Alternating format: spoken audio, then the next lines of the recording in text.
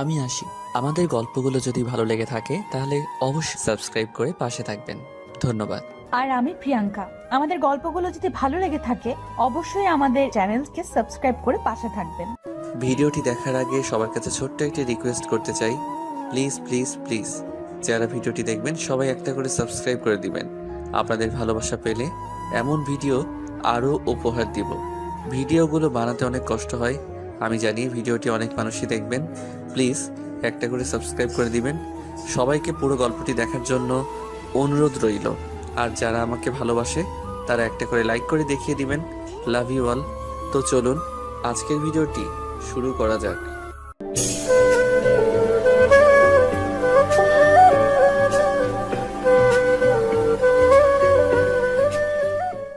মেয়েদের গালে থাপ্পড় মেরে কি মজা, নরম গাল থাপ্পড় মেরে শান্তি। ইচ্ছে করতেছে আরো থাপ্পড় মারি। কিছু বুঝলেন না তো? তো চলুন ফ্ল্যাশব্যাকে যাই।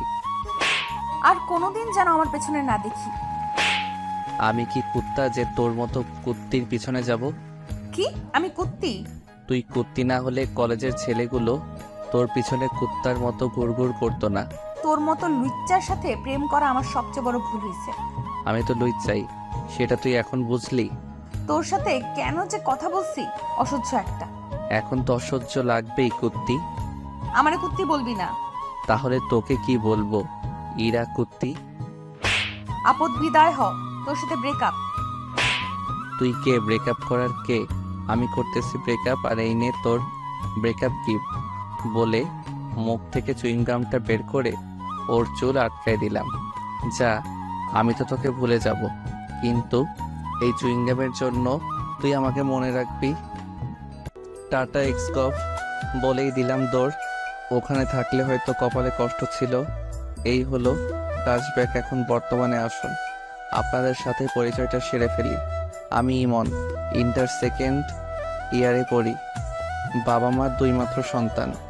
বর্তমানে এলাকার বাইরে আছি।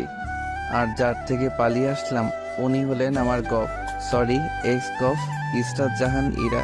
আমরা সেম ইয়ারে পড়ি। ইরাও এখানে পড়তে আসছে, গার্লস হোস্টেলে থাকে, আর আমি মেসে। 1 বছর হলো ওর আর আমার রিলেশনের। 1 বছর রিলেশনে প্রায় প্রতি সপ্তাহে একবার ঝগড়া হবে, আর বাকি দিনগুলো রাগ করে চলে যেত। আমি ইরাকে প্রথম প্রপোজ করেছিলাম। কিছুদিন ঘোরাঘুরির পর রাজি হয়েছিল। ভেবেছিলাম এবার হয়তো লাইফটা মজায় কাটবে, কিন্তু এই মেয়ে যে প্যারা দেওয়া শুরু করেছিল, কিছু হইলেই গাইল মায়ের সব একসাথে। আজ আমিও সবগুলোর শোধ তুলে নিলাম সুদে আসলে। নরম গালগুলোয় থাপ্পড় মেরে কি যে মজা। ইচ্ছে করতেছে গিয়ে আরো 2-1টা মেরে আসি, কিন্তু বেশি জিনিস ভালো না, তাই আর যাব না। বন্ধুদের কাছে আসলাম, তখন সিয়াম বলল, কিরে হাঁপাচ্ছিস কেন? মামা, ইরার সাথে ব্রেকআপ করে আসলাম। তাহলে থাম, আমি গিয়ে প্রপোজটা করে আসি। যা, ওকে আমি থাপ্পড় মেরে আসলাম, আমার রাগটা তোর উপর দিয়ে দিবে। তাহলে থাক, চল মেসে যাই। চল। ম্যাসে এসে বিছানায় শরীরটা ছড়িয়ে দিলাম। তখনই ফোনটা বেজে উঠলো। হ্যালো, কে? নাম্বারটা দেখো। ভাইয়ার নাম্বার। ভাইয়া বলো। একটা ঘটনা ঘটেছে। কে মরলো আবার? আরে ধুর, ফাজলামি করিস না। কি হয়েছে সেটা বলো। আমি যখন কুমিল্লায় থাকতাম তখন একটা মেয়ে আমার সাথে কাজ করতো। মেয়েটা অনেক সুন্দরী। ভালো তো। আমি মেয়েটাকে ভালোবাসি। ভালো তো তারপর? মেয়েটাও আমাকে খুব ভালোবাসে। ভালো তো তারপর? আমি ওকে বিয়ে করতে চাই। ভালো তো তারপর? তুই আব্বা আম্মুকে বল না। তারপর? শুধু তারপর তারপর করছিস কেন? কি করবো সেটা বল। তাতে আমি কি পাবো? কি চাস? বাইক। ওকে, কিন্তু আগে কাজ। ওকে, তুই আম্মুকে গিয়ে বল। তুই আয় না। টিসির জন্য অ্যাপ্লাই করছিলাম না, ওটার জন্য থাকতে হবে। ও আচ্ছা, তারপর? আমি আব্বু আম্মুকে ফোন করে পুরো পাম দিতেছি। তুই আমার ভাই, তুই ছাড়া আমার কে আছে বল? হয়েছে মনু, পাম দিও না, আমার কথাটা যেন মনে থাকে। থাকবে। শোনো, ফোনে লোড দিয়ে দে, আম্মুকে ফোন দিতে হবে। 2 মিনিট দাঁড়া। ফোনটা কেটে দিলাম। কিছুক্ষণ পর ভাইয়া 100 টাকা লোড দিয়ে দিল। আম্মুকে ফোন দিলাম। কেমন আছো আম্মু? ভালো বাবা, তুই? ভালো। কিছু কথা ছিল। ফোনে টাকা নেই, কলটা ব্যাক করো তো। মিথ্যা কথা বললাম, ফোনটা কেটে দিলাম। একটু পর আম্মু ফোন দিল। হ্যাঁ, কি বলবি বল। আসলে আম্মু, ভাইয়া না একটা মেয়েকে খুব ভালোবাসে, ওকে বিয়ে করতে চায়, কিন্তু ভয়ে বলতে পারছে না। আম্মু, মেয়েটা না অনেক ভালো, দেখতে অনেক সুন্দর, আমি নিজেই দেখিনি, পরীর মতো দেখতে। তুই না করো না আম্মু, আর আব্বুকে রাজি করো প্লিজ প্লিজ প্লিজ। আচ্ছা, আমি ফাহাদের সাথে কথা বলতেছি, আর তোর আব্বুকেও বলতেছি। ওকে আমার সুইট মা, তুমি দুনিয়ার বেস্ট মা। হইছে, আসবি কোন দিন? পিসি দিলেই আমি চলে যাব। আচ্ছা, ভালোভাবে থাকিস। ফোনটা রেখে দিয়ে ঘুমিয়ে পড়লাম। বিকেলে ঘুম থেকে উঠলাম। বিকেলে সিয়ামকে নিয়ে বাইরে ঘুরতে বের হলাম। ঘোরাঘুরি করে মেসে আসলাম। রাতে ভাইয়ার ফোন। হ্যালো, কি করিস? পাম দিস না। আম্মু ফোন দিছিল। দিছিল। কি বলল? ইয়ার বাসার নম্বর নিল আর বিয়ের ডেট ঠিক করলো। তোর তো ঈদ লেগে গেল তাহলে। ধুর বেটা, বিয়ে কোন দিন? আগামী শনিবার তুই আসবি না? না, পরের রবিবার আমার টিসি দেবে, ওটা নিয়ে যাব। আমার বিয়ে আর তুই আসবি না? মন খারাপ করিস না ভাইয়া, আমি যাব এখন। তাহলে আমি ডেট পিছিয়ে দিই। না, পিছানোর দরকার নাই, আমি বিয়ের কয়েকদিন পর যাব। ফোনটা কেটে দিলাম। ভাইয়া, আমি অনেক ফ্রি, বন্ধুর মতো। রাতে খেয়ে দিলাম ঘুম। পরে আর কলেজে গেলাম না। এর মধ্যে ভাইয়ার বিয়ে হয়ে গেল। ভাবির সাথে এই কয়দিনে অনেক কথা হয়েছে, ভাইয়ার সাথেও অনেক কথা হয়েছে। ইরার কথা অনেক মনে পড়েছে। ওর পাগলামিগুলো মিস করতাম, কিন্তু কিছু করার নাই। ব্রেকআপ তো ও করছে। আজ টিসি দেওয়ার কথা। কলেজে গেলাম। কলেজে গিয়ে দেখি ইরার বান্ধবী তিশার সাথে দেখা। কেমন আছো? ভালো, তুমি? ভালো। হেতি কোথায়? বাসায় গেছে, ওর বোনের বিয়ে। ভালো থাকো, একবারে চলে যাচ্ছি। ও আচ্ছা, ভালোভাবে যেও। টিসি নিয়ে সিয়ামের সাথে ম্যাচে আসলাম। আমি আর সিয়াম দুইজনেই টিসি নিচ্ছি, কারণ আমরা ছোট থেকে একে অপরের সাথে থাকি। আমার এই জায়গায় চয়েসে আসে দেখে সিয়ামও আমার সাথে ভর্তি হয়। এখন দুইজনেই ট্রান্সফার নিলাম। নিজ শহরে যাব, বাঘের মতো চলাফেরা করব। পরের দিন ব্যাগ নিয়ে বেরিয়ে পড়লাম। বাসে উঠলাম। কিছুক্ষণ পর বাস ছেড়ে দিল।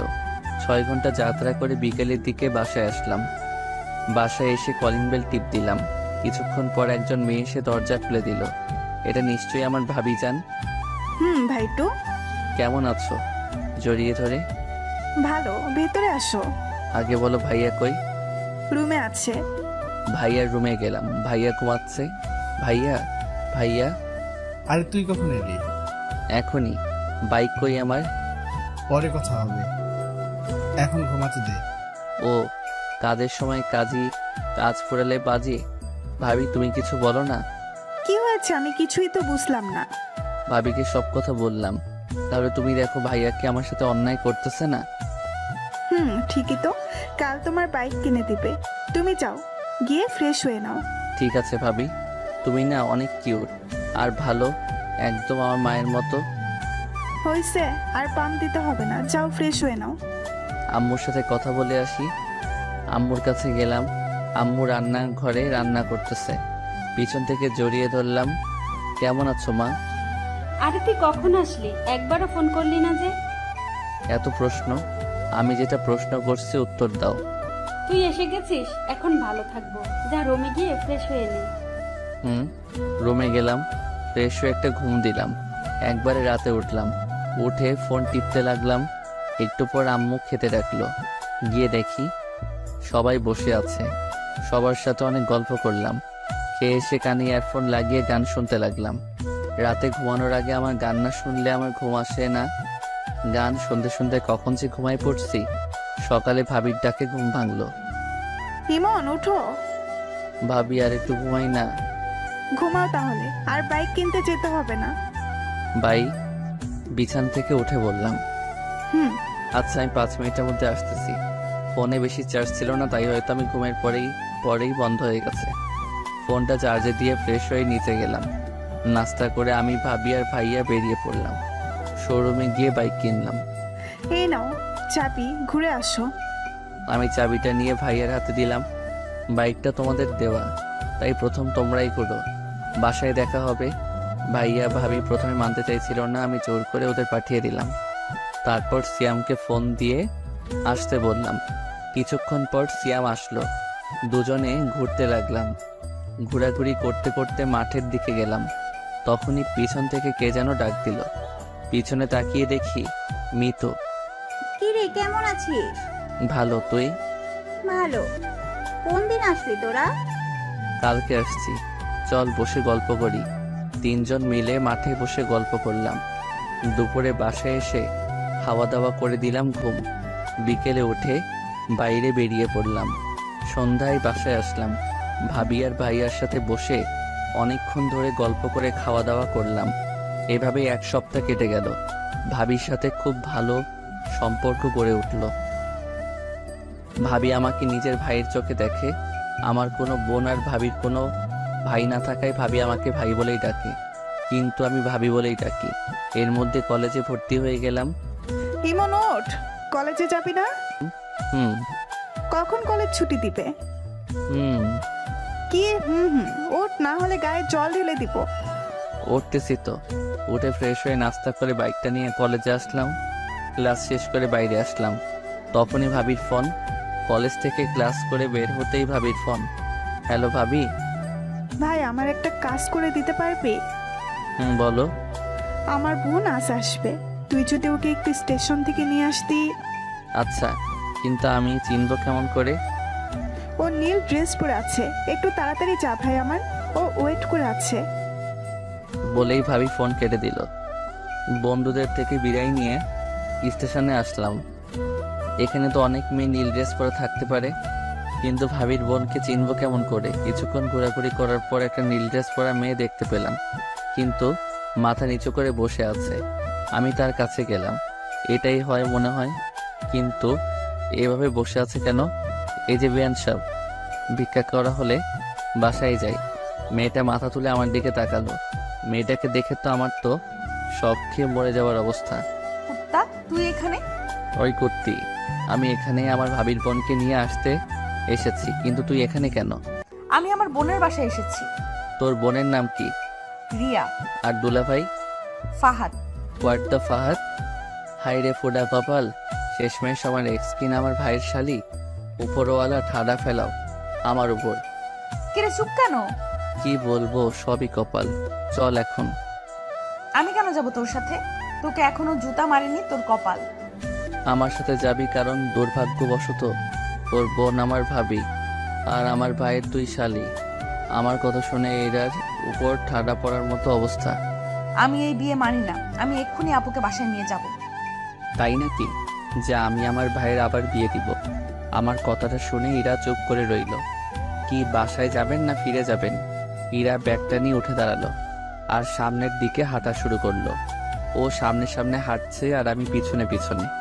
আমি বাইকের কাছে এসে থেমে গেলাম, কিন্তু ও হাঁটতে থাকলো। এই ম্যাডাম, বাইক এখানে। ও পিছনে তাকালো, আবার আমার কাছে আসলো। আমি বাইক স্টার্ট দিলাম, কিন্তু ও দাঁড়িয়েই রইল। কি হলো? ওটার ইচ্ছে আছে কি? ইরা কোনো কথা না বলে বাইকে উঠে বসলো। বাসার দিকে যেতে লাগলাম, তখন ইরা বলল, শোন, আপু যেন না জানে যে তুই আমাকে চিনিস আর আমাদের সম্পর্ক ছিল। সেটা তুই না বললে আমিই বলতাম। ভালো। বাইক চালাচ্ছিলাম, হঠাৎ করে সাইড মিররে ইরার চেহারাটা দেখলাম। বাতাসে চুলগুলো উড়ছিল আর ইরা ওগুলো হাত দিয়ে ঠিক করছিল। খুব সুন্দর লাগছিল। সুইং ডেবের জন্য একটা নতুন হেয়ার কাটিং দিতে পারলি, একটা থ্যাঙ্কসও দিলি না। কুত্তা, ওই দিন যদি তোরে পাইতাম, জানিস আমার চুইংগাম ওঠাতে কত কষ্ট হয়েছে। ভালো তো। ইরা আর কোনো কথা বলল না। বাসার সামনে আসতেই রাস্তায় মিতুর সাথে দেখা। মিতু দেখার সাথে সাথে ডাক দিল, কই যাস? মার্কেটে যাবো একটু। এটা কে? ভাবির বোন। আমাকে একটু মার্কেটে নিয়ে যাবি? তুই দাঁড়া, আমি নামিয়ে দিয়ে আসছি। আচ্ছা, তাড়াতাড়ি আয়। আমি বাইকটা নিয়ে বাসার সামনে আসলাম। ভিতরে যান, আমি আসছি। ইরা কিছুক্ষণ আমার দিকে তাকিয়ে রইল। আমি বাইকটা ঘুরিয়ে চলে আসলাম। মিতুকে নিয়ে মার্কেট করলাম। মার্কেট শেষ করে বাসায় আসলাম। বাসায় এসে ফ্রেশ হয়ে শুয়ে পড়লাম। কিছুক্ষণ পর ভাবি খাওয়ার জন্য ডাকলো। নিচে গেলাম খাওয়ার জন্য, গিয়ে দেখি ইরা বসে আছে। আমি ওর সামনে বসে পড়লাম। আমি নিজের মতো খেতে লাগলাম আর ভাইয়া আর ভাবির সাথে কথা বলতে লাগলাম। ইরা মাঝে মাঝে আমার দিকে তাকাচ্ছিল, মনে হয় কিছু বলতে চাইছিল। আমি খাওয়া শেষ করে উপরে আসতে যাব, তখনই ভাবি ডাক দিল। ইমন, ইরাকে একটু ঘুরিয়ে নিয়ে আসিস প্লিজ। আমি আজ পারবো না, বাসায় অনেক কাজ আছে। আচ্ছা ভাবি, ওনাকে রেডি থাকতে বলিও। বলেই নিজের রুমে চলে আসলাম। বিকেলে বাইকটা বের করে ইরার জন্য অপেক্ষা করতে লাগলাম। আসতে দেরি করেছিল দেখে বাইকের হর্ন দিতে লাগলাম। কিছুক্ষণ পর ইরা আসলো। সাদা ড্রেস, কপালে কালো টিপ, খোলা চুল, জাস্ট অসাম লাগছিল ওকে। ইরা আমার সামনে এসে দাঁড়িয়ে গেল। আমি মাথা থেকে হেলমেট নামিয়ে নিলাম।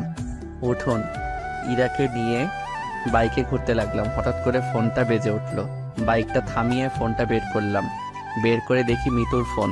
হ্যালো। কই তুই? পার্কের পাশের রাস্তায়। পার্কে আয়, আমি ওয়েট করছি। আচ্ছা দাঁড়া। ফোনটা রেখে দিয়ে পার্কে গেলাম। গিয়ে দেখি মিতু বসে আছে। আমি বাইকটা রাখলাম আর ইরাকে বললাম, আপনি এখানে বসুন, আমি আসছি। আসলে আমি এখানে এসেছি ইরাকে জ্বালানোর জন্য, না হলে আসতাম না। আমি ভালো করেই জানি ইরা আমাকে এখনো খুব ভালোবাসে, কিন্তু প্রকাশ করে না। আমি মিতুর পাশে গিয়ে বসলাম, ওর সাথে কথা বলতে লাগলাম। এদিকে ইরা একাই বসে আছে আর ভাবতিছে, উত্তরটা কোনোদিন ভালো হবে না। এই জন্যই ওর সাথে আমার রিলেশনটা ভাঙলো। ইচ্ছে করছে গিয়ে মাথা ফাটিয়ে দেই। কিরকম কাছে গিয়ে বলে আসি, কুত্তা, লুচ্চা, বদমাস। ইরা ইমনকে যা ইচ্ছে করে গালি দিতে লাগলো। ইমন আর মিতু কথা বলতেছিল। হঠাৎ করেই মিতু ইমনের কাঁধে ওর মাথাটা রাখলো। সেটা দেখে ইরার রাগ চরম সীমানায় পৌঁছে গেল। ইরা ইমনের বাইকটাতে একটা লাথি দিল। বাইকটা নিচে পড়ে গেল। আমি পিছন থেকে একটা শব্দ পেয়ে পিছনে তাকিয়ে দেখি বাইকটা নিচে পড়ে আছে। আমি লাফ দিয়ে উঠে বাইকটার কাছে আসলাম। ও খোদা, আমার নতুন বাইক! ইরা তখন সাইড থেকে একটা লাঠি দিয়ে বাইকের পিছনের ইন্ডিকেটরে মারলো। সাথে সাথে ওটা ভেঙে পড়ে গেল। ওই খাড়া খাড়া আমার নতুন বাইক রে ভাঙার সাহস কেমনে হয় তোর কুত্তি? কুত্তা, তোর বাইকরেও ভাঙবো আর তোকেও। বলেই আমার পায়ে লাঠি দিয়ে মারলো। এত জোরে মেরেছে যে পায়ে লাগার সাথে সাথে ব্যথা শুরু হয়ে গেল। আরে আরে লাগছে তো। একে তো আমার বাইক ভাঙছস, তার উপর আমাকে মারলি। আজ তোকে ছাড়বো না। আমাকে মারা, আজ তোকে ছাড়বো না। বলেই ওর হাতের লাঠিটা নিয়ে ফেলে দিলাম। ওর কোমরে হাত দিয়ে ওকে টান দিয়ে নিজের কাছে নিয়ে আসলাম। ইরা ছাড়ার জন্য ছটফট করছে। কুত্তা, ছাড় আমায়। আমিও ওর ঠোঁটে হাত দিয়ে চুপ করতে বললাম। ইরার ঠোঁটের কাছে ঠোঁট নিয়ে গেলাম। ইরা বড় বড় চোখ করে আমার দিকে তাকালো। ওর আরও কাছে যেতে নিজের চোখ বন্ধ করে ফেললো।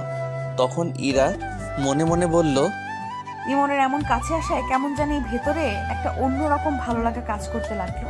তাই নিজের চোখ বন্ধ করে ফেললাম। আমিও ঠোঁটের কাছে ঠোঁট নিয়ে গেলাম। ওর নিঃশ্বাসের শব্দ স্পষ্ট শুনতে পাচ্ছিলাম। ওর কাছে যাওয়ায় ও আরো জোরে নিঃশ্বাস নিতে লাগলো। ওর ঠোঁটগুলো যেন আমাকে টানতে লাগলো। ওর ঠোঁটগুলো গোলাপের পাপড়ির মতো লাগছিল। আমি ওর ঠোঁটের সাথে ঠোঁট মিলিয়ে দিলাম। ইরাকে কিস করার সাথে সাথে ও চোখ খুলে ফেললো। তখন ইরা মনে মনে বলল, ইমন কিস করার সাথে সাথে কেমন যেন একটা ভালো লাগার অনুভূতি কাজ করতে লাগলো। প্রথমে কিছুটা ভয় পেয়েও গিয়েছিলাম। 3 মিনিট পরে ইরাকে ছেড়ে দিলাম। দুজনে হাঁপাতে লাগলাম। আজ প্রথম ইরাকে কিস করলাম। কুত্তা, তুই আমাকে কিস করলি কেন? তুই আমার বাইক ভাঙতে চাইছিলি কেন? আমার ইচ্ছে হয়েছে, আমি ভাঙছি। আমারও ইচ্ছে হয়েছে, আমি কিস করছি। কেন? আমার ঠোঁট কি তোর বাপের সম্পত্তি? না, আমার ভাবির সম্পত্তি। তাই দেখে তুই আমাকে কিস করবি? সেটা আমার বাইক ভাঙচুর করার আগে ভাবা দরকার ছিল। ইরা আর কোনো কথা বলল না। মিতুর কথা মনে পড়তেই আমি মিতুর কাছে আসলাম। মিতু ফোন টিপতেছে। তাহলে পিছনে কি হয়েছে ও হয়তো দেখেনি। তখন মিতুকে জিজ্ঞেস করলাম, কিরে কি করিস? তুই কই গেলি তখন? একটা কাজ ছিল, বাসায় যাব, চল। চল। মিতুকে বিদায় দিয়ে ইরার কাছে আসলাম। ইরা গাছের সাথে হেলানি দিয়ে দাঁড়ায় আছে। আমি বাইকটা তুলে স্টার্ট দিলাম। ইরা পিছনে এসে বসলো। ইরার সাথে লজ্জায় কোনো কথা বলার ইচ্ছে হচ্ছে না। কেমন করে কি যে হয়ে গেল ইরা ভাবতে লাগলো। ইমন কি তাহলে এখনো আমাকে ভালোবাসে? আমি তো এখনো ওকে ভালোবাসি, কিন্তু কুত্তাটা বুঝলে তো সবসময় ওর লুচ্চামি করতেই হবে।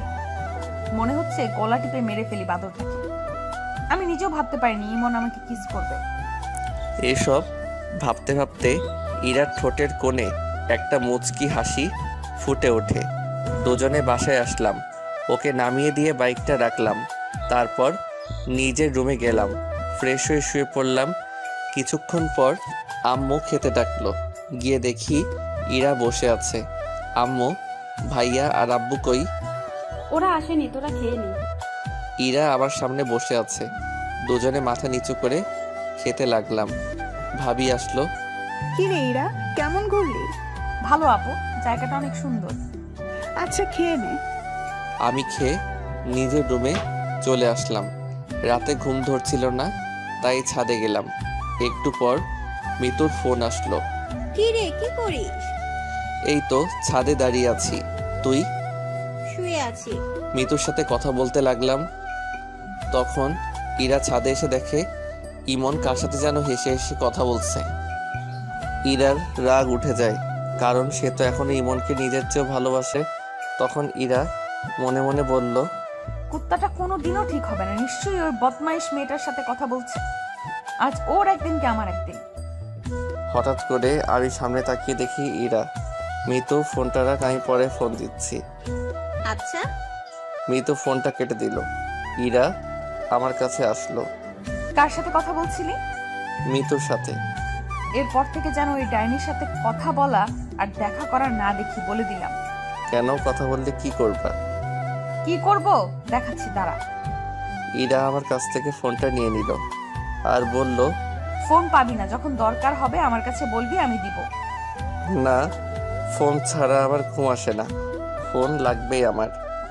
বলছি না পাবি না। ইরার কাছ থেকে জোর করে ফোনটা নিতে গেলাম, তখন ওর চোর পকেটে ফোনটা ঢুকিয়ে দিল। চোর পকেট কি জানতে চাহিয়া লজ্জা দিবেন না। এবার নিয়ে দেখা। মনটা খুব হতাশ হয়ে গেল। আমি নিচে যেতে লাগলাম। তখন ইরা আমার হাতটা টেনে ধরলো আর ঠোঁটের সাথে ঠোঁট লাগিয়ে দিল আর ভাবতে লাগলো, হঠাৎ আমার যে কি হলো, ইমনকে কাছে টেনে নিয়ে ওর ঠোঁটের সাথে ঠোঁট লাগিয়ে দিলাম। ওকে কিস করার সময় ওর শরীরে এক অদ্ভুত ঘ্রাণ আমাকে ওর আরো কাছে টানতে লাগলো। 5 মিনিট পর ওকে ছেড়ে দিলাম। ইরা এইভাবে কিস করবে ভাবতেও পারিনি। তখন ইরা বলল, আই লাভ ইউ। বলেই ইরা দৌড়ে নিচে চলে গেল। আমি নিজের রুমে চলে আসলাম।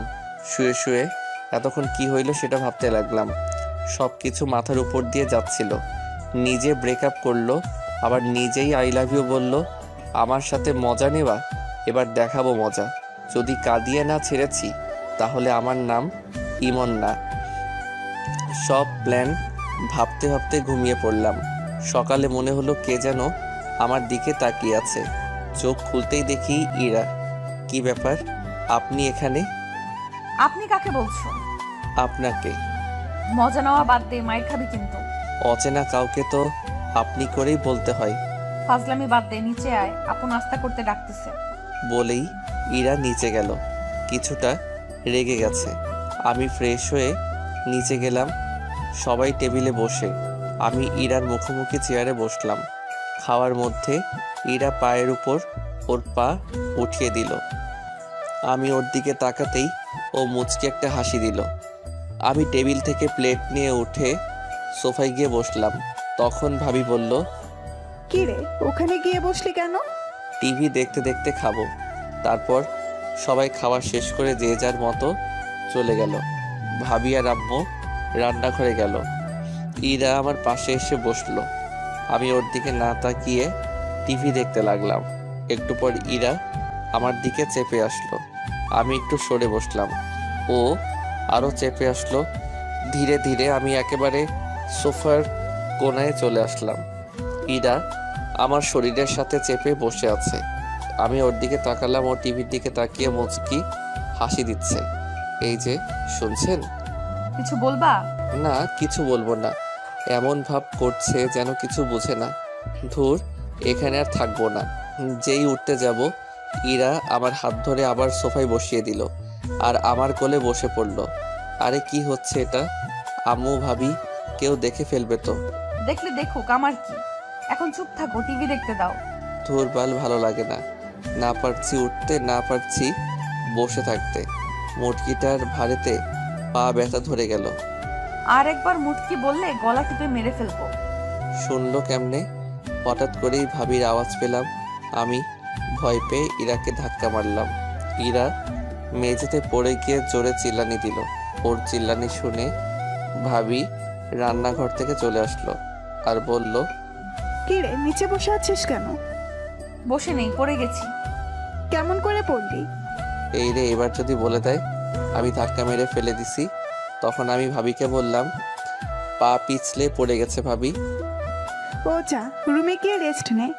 তখন ইরা ভাবিকে বলল, তোর কি তার ছিঁড়া? দেখতে পারতেছিস না? উঠতে পারতেছি না, রুমে যাব কেমন করে? ইমন ভাই, তুই একটু রুমে দিয়ে আয় না, আমাকে রান্নাঘরে যেতে হবে। না ভাবি, আমি পারবো না। যা না ভাই একটু, তুই তো আমার সুইট ভাই। হইছে হইছে, আর মাখন মারতে হবে না, আসুন। ইরার দিকে হাত বাড়িয়ে ইরা হাত ধরে উঠতে গিয়ে আবার বসে পড়লো। কি হলো? উঠতে পারছি না। তাহলে কেমনে নিয়ে যাব? কোলে করে নিয়ে যাও। না, পারবো না। তখন ভাবি বলল, যা না ভাই আমার, প্লিজ প্লিজ। আচ্ছা আচ্ছা ঠিক আছে। ভাবি রান্নাঘরে চলে গেল। আমি ইরাকে কোলে তুলে নিলাম। ইরাকে মুচকে মুচকে হাসছে। আমি ওকে ওর রুমে নিয়ে গেলাম। ও আমার গলা জড়িয়ে ধরেছিল। ওকে বিছানায় শুয়ে দিয়ে উঠতে যাব, কিন্তু ও আমাকে জড়িয়ে ধরে শুইল। কি হলো, ছাড়েন। না, আগে পাপ্পি দাও, তারপর ছাড়বো।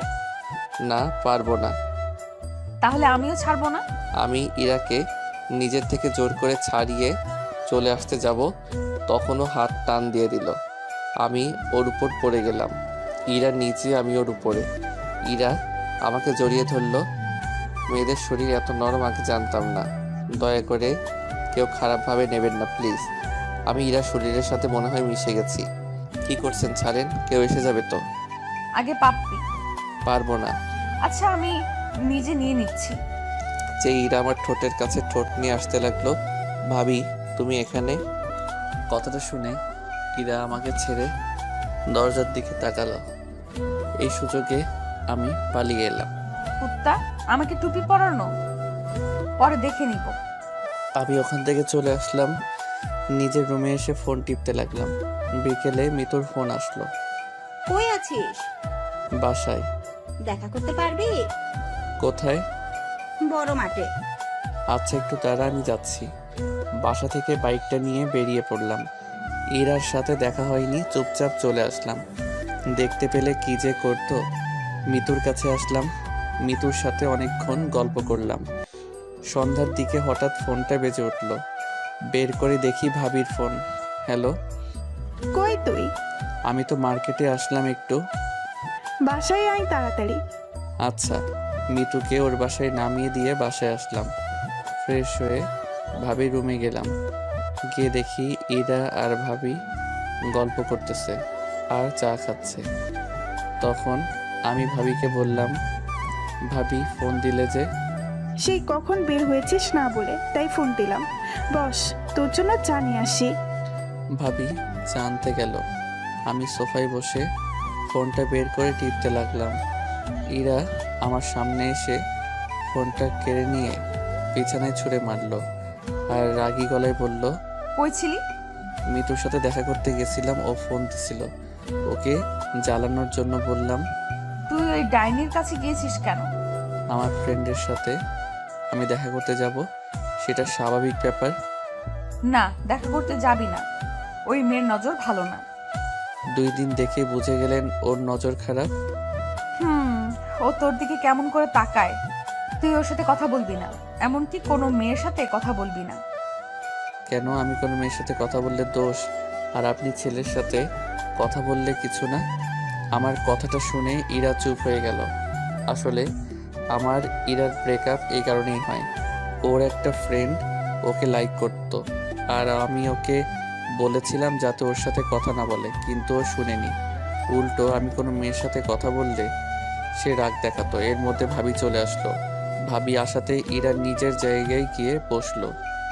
এই নে চা। দাও। ভাবির সাথে অনেক গল্প করলাম।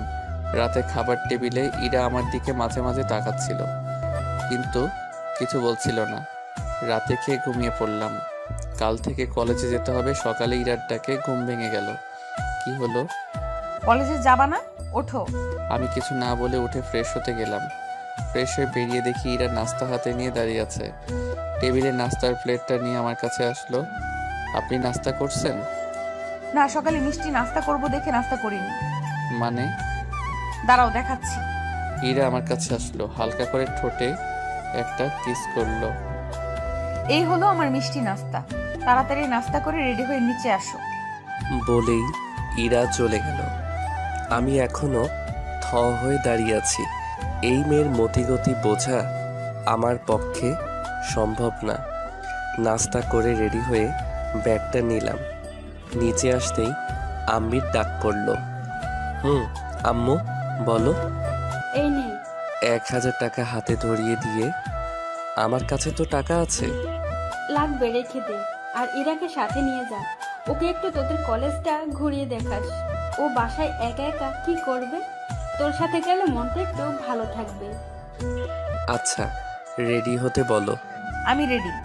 পিছন থেকে ইরা বলল, ও তার মানে আগে থেকে ঠিক করা সব কিছু। তাই বলি, হঠাৎ এত টাকা দিচ্ছে, সেটাও আবার আম্মু ভাবা যায়? হইছে হইছে, যা এখন। ইরার দিকে তাকালাম। নীল ড্রেস, খোলা চুল, জাস্ট রূপকথার রাজকন্যা। আমি বাইকটা বের করে আনলাম। ইরা বাইরে দাঁড়িয়ে আছে। আমি ইরার সামনে গেলাম। তখন ইরা আমাকে বলল, কেমন লাগছে আমাকে? আপনি কি ফ্যাশন শোয়ে যাচ্ছেন, না ছেলে পটাবেন যে এত সাজগোজ? ইরার মুখ কালো হয়ে গেল। ইরাকে এভাবে দেখলে কলেজের যে কোনো ছেলে ক্রাশ খাবে। তোমার যখন ভালো লাগছে না তাহলে চেঞ্জ করে আসি। থাক, লাগবে না, উঠো। ইরা উঠে বসে আমাকে শক্ত করে জড়িয়ে ধরলো। ইরাকে নিয়ে কলেজে আসলাম। বাইকটা পার্ক করে সিয়ামের কাছে আসলাম। সিয়াম ওর মামার বাসায় ছিল। তখন সিয়াম বলল, কিরে এরা এখানে? সিয়ামকে সব বললাম। ভাই তোর ভাগ্য বলতে হবে। কিন্তু ওকে আগে একটু ভালো মতো মজা দিতে হবে আমাকে নিয়ে ফাইজলামি। তারপর দুজনে ইরার কাছে আসলাম। সিয়াম আর ইরা কথা বলল। আমি ইরাকে বললাম, আচ্ছা এখানে থাকুন, আমরা ক্লাস করে আসছি। তখন ইরা বলল, আমি কি করব এখানে? চত্বরে বসে থাকুন। আমি একা বসে থাকবো? থাকুন, আমি ক্লাস করে চলে আসব। আমি আর সিয়াম ক্লাসের দিকে যেতে লাগলাম। পিছনে ফিরে দেখি ইরা বসে আছে, আর কিছু ছেলে ওর দিকে যাচ্ছে, হয়তো কথা বলবে। ছেলেগুলো ইরার কাছে গিয়ে কি যেন কথা বলছিল। আমি আর সিয়াম ক্লাসে না গিয়ে ওদের কাছে গেলাম আর বললাম, কি হয়েছে ভাইয়া? আরে এমন ভাই, তুমি এখানে? কি হয়েছে? আসলে ভাই আমার ফ্রেন্ড এই আপুকে অনেক পছন্দ হয়েছে, তাই কথা বলতে আসছিলাম। ওটা তোদের ভাবি হয়? ভাই আগে বলবা তো, ভুল হয়ে গেছে, আর হবে না। আপু মাফ করে দেন প্লিজ। ছেলেগুলো চলে গেল। তখন সিয়াম আমাকে বলল, তোকে আজ ক্লাস করতে হবে না, তুই ওকে নিয়ে ঘুরে আয়। বাইকটা নিয়ে আসি। বাইকটা নিয়ে ইরার সামনে আসলাম। ইরা উঠে শক্ত করে জড়িয়ে ধরল। সবাই আমার দিকে তাকিয়ে আছে। ভাবিজি রোমান্স বাইরে গিয়ে কইলেন, এটা ক্যাম্পাস। বলেই সিয়াম দৌড়ে চলে গেল। আমি বাইকটা জোরে টান দিলাম। বাইকের মেয়ে পার তো দেখাতে হবেই। সারাদিন ইরাকে নিয়ে বাইকে ঘুরলাম। ইরা সারাদিনে অনেক বক বক করেছে। বিকেলের দিকে বাসায় আসলাম। এসে ফ্রেশ হয়ে ঘুম দিলাম। সন্ধ্যায় ঘুম থেকে উঠে পুরো অবাক হয়ে গেলাম। ইরা আমাকে জড়িয়ে ধরে শুয়ে আছে, কিন্তু ও এখানে কখন এলো? আমি ইরার দিকে তাকিয়ে দেখতে লাগলাম। ফ্যানের বাতাসে চুলগুলো উঠছে, মুখটা খুব মায়াবী লাগছে। হঠাৎ করে ইরার ঘুম ভেঙে গেল। কি ব্যাপার, তুমি এখানে কখন আসলা? আসলে আপু তোমাকে ডাক দিতে বলেছিল, কিন্তু এসে দেখি তুমি ঘুমাচ্ছ, আমারও ঘুম পাচ্ছিল, তাই এখানেই ঘুমিয়ে পড়ি। কি, যদি ভাবি এসে দেখে ফেলতো তাহলে কি ভাবতো? যা ভাবার তাই ভাবতো। এখন উঠে ফ্রেশ হয়ে নিচে আসো। আমার কপালে একটা পাপ্পি দিয়ে ইরা চলে গেল। মেয়েটার মায়ায় আরো পড়ে যাচ্ছি। কি যে করি, ওকে কষ্ট দিতে পারছি না। আমি যাকে ভালোবাসি তাহলে কষ্ট কেমন করে দেই? আর ওর থেকে দূরে থাকতে পারবো না। কালকে ওকে সব বলবো। উঠে ফ্রেশ হয়ে নিচে গেলাম। ভাবি আর ইরা আর আম্মু বসে কি যেন বলা বলি করছে। আমি যেতেই চুপ হয়ে গেল। তখন আম্মু বলল, ঘুম হলো? তারপর ভাবি বলল, খুব ভালো ঘুম হয়েছে তাই না? কি বলছো কিছুই বুঝতেছি না। আপনাকে আর কিছু বোঝা লাগবে না, বসো এখানে। আমি কি ভাবির পাশে বসলাম। তখন আম্মু বলল, তোরা গল্প কর, আমি রান্নাঘরে যাই। আম্মু রান্নাঘরে চলে গেল। তখন ভাবি বলল, আমিও যাই, আম্মুকে সাহায্য করি। ভাবিও চলে গেল। আমি বসে ফোন টিপতেছি আর টিভি দেখতেছি। হঠাৎ ইরা এসে আমার কোলে শুয়ে পড়লো আর টিভি দেখতে লাগলো। আর কি করছো, ভাবি এসে যাবে তো। আসলে আসুক, আমার কি। ইরা টিভি দেখতে লাগলো আর আমি রান্নাঘরের দিকে তাকিয়ে রইলাম, ভাবি আসছে কিনা। ইরার দিকে তাকালাম, ইরা টিভি দেখতে ব্যস্ত। ইচ্ছে করছে ইরার মাথায় হাত বুলিয়ে দিই, কিন্তু কেন জানি সাহস হচ্ছিল না, তাই চুপচাপ বসে রইলাম। একটু পর ইরাকে ভাবি রান্নাঘর থেকে ডাক দিল। ইরা উঠে রান্নাঘরে চলে গেল। একটু পর 1 কাপ চা হাতে নিয়ে আসলো, এনে আমাকে দিল আর পাশেই বসে পড়ল। অর্ধেক চা খেতেই ইরা কাপটা নিয়ে বাকিটা চা খেতে লাগলো। আমি ওর দিকে তাকিয়ে রইলাম। তখন ইরা বলল, কি হলো, এইভাবে তাকিয়ে আছো কেন? না এমনি। বজ্জাত কোথাকার চায়ের কাপটা নিয়ে নিল। রাতে খাবার খেয়ে রুমে আসলাম। এসে গান শুনতে শুনতে ঘুমিয়ে পড়লাম। সকালে ঘুম থেকে উঠে ফ্রেশ হয়ে নিচে গেলাম। ইরা নাস্তার টেবিলে বসে আছে, আমিও বসে পড়লাম। খাওয়ার সময় ইরা পায়ে গোতা দিতে লাগলো। এক সময় পা সরিয়ে নিলাম। ইরার পা চেয়ারের সাথে লাগলো, তাই হয়তো ওর মুখ কালো হয়ে গেল। আমি নাস্তা করে কলেজে আসলাম। আজ ইরা কলেজে আসেনি, কারণ ওর ভাবির সাথে মার্কেটে যাওয়ার কথা ছিল। কলেজে ক্লাস করে বের হচ্ছি, তখনই মিতু আসলো। কালকে ওই মেয়েটার সাথে খুব ঘুরলি, হুম?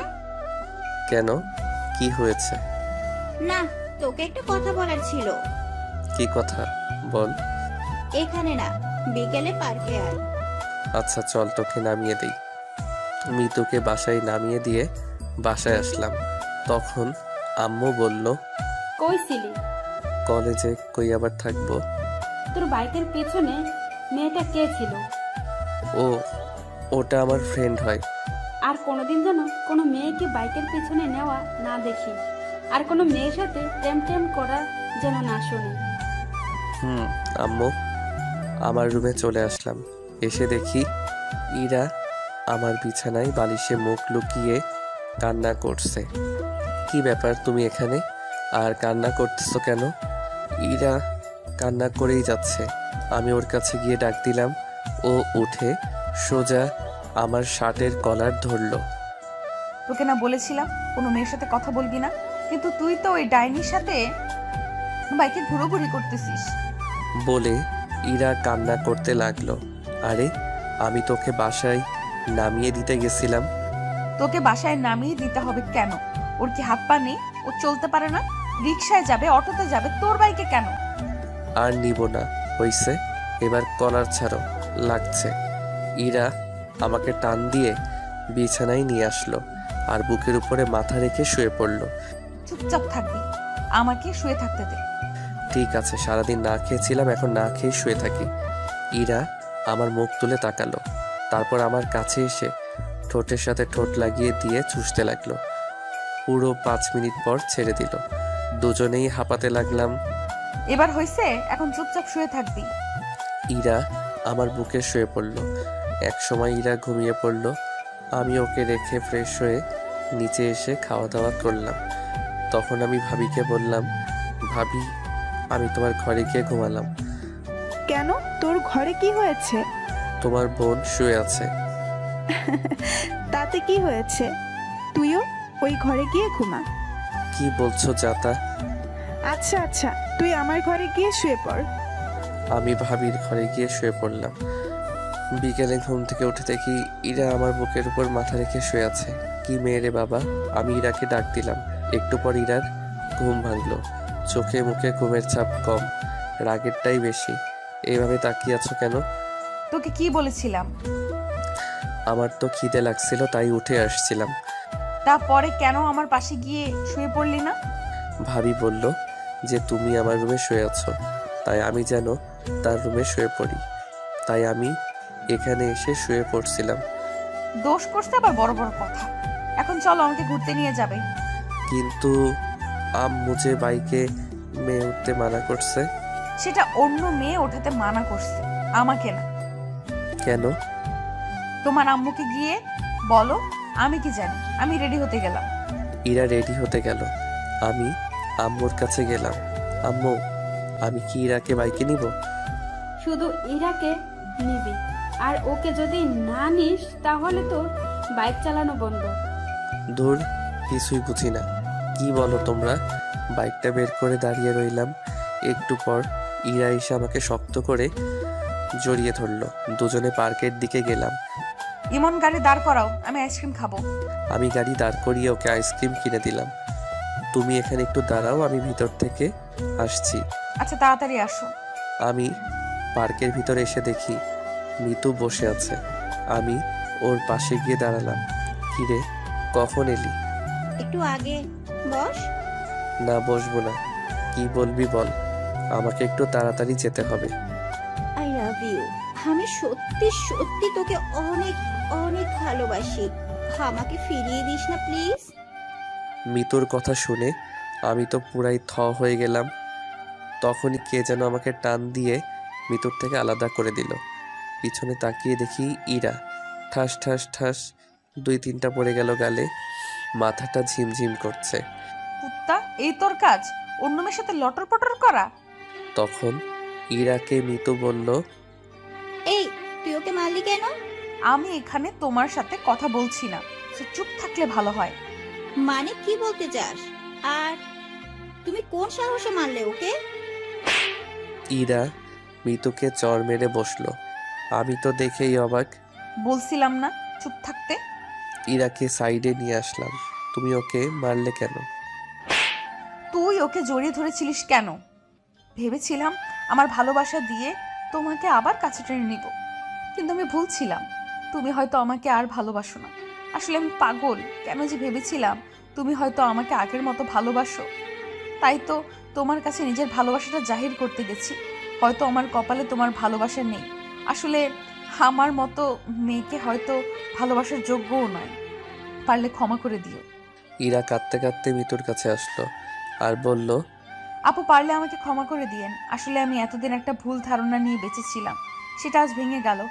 আসলে কি জানেন, কাউকে ভালোবাসাটা সহজ, কিন্তু বিপরীত মানুষটার ভালোবাসা পাওয়াটা অনেক সময় কঠিন হয়ে যায়। আবার সম্ভব নয়, সম্ভব হয়ও না। যেটা আজ আমার থেকে হয়তো কেউ ভালো বুঝবে না। এমন খুব ভালো ছেলে, আপনাকে অনেক ভালো রাখবে। মাঝে মাঝে শয়তানি করে, কিন্তু জানেন কি, ওর এটাই আমাকে বেশি টানে। আপনি হয়তো ভাবছেন আমি এসব কেন বলছি। আপনি হয়তো এটাও ভাবছেন যে ইমনকে আমি আপনার থেকে কেড়ে নেব।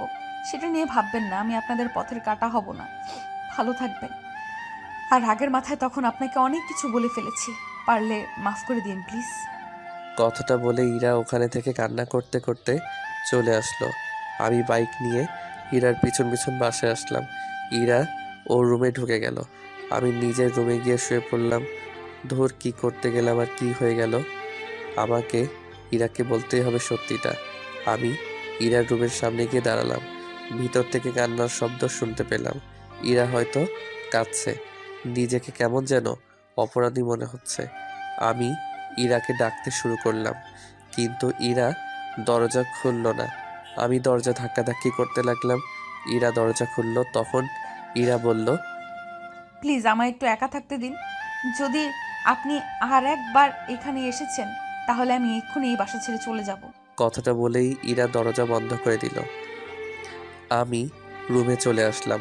একটু পর ভাবি খাওয়ার জন্য ডাকলো। গিয়ে দেখি ইরা নেই। তখন আম্মু বলল, ইরার সাথে তোর কি হয়েছে? কই কিছু হয়নি তো।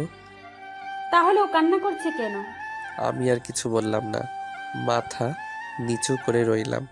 খেতে ইচ্ছে করছিল না, তাই না খেয়ে নিজের রুমে চলে আসলাম। চোখ বন্ধ করে শুয়ে আছি। একটু পর মাথায় কারো হাতের স্পর্শ পেলাম। চোখ খুলে দেখি ভাবি। আমার ভাইটার বুঝি মন খারাপ? না ভাবি, এমনি ভালো লাগছে না তাই। আমাকে বুঝি বলা যাবে না, তাই না? আসলে তেমন কিছু না, মাথাটা খুব ব্যথা করছে, তাই খুব খারাপ লাগছে। তুই চিন্তা করিস না, আমি সব ঠিক করে দেব, তুই এখন ঘুমা। কথাটা বলেই ভাবি চলে গেল। আমি চুপ করে শুয়ে রইলাম। চোখে ঘুম নেই। চোখ বন্ধ করলেই ইরার হাসি মুখটা সামনে আসছে। যে করেই হোক ওকে আমাকে পেতেই হবে। ওকে আর আমার থেকে দূরে যেতে দিব না। চিৎকার করে বলতে ইচ্ছে করছে, ইরা, আমি তোমাকে ভালোবাসি। কাল যে করেই হোক ওর থেকে ক্ষমা চাইতে হবে।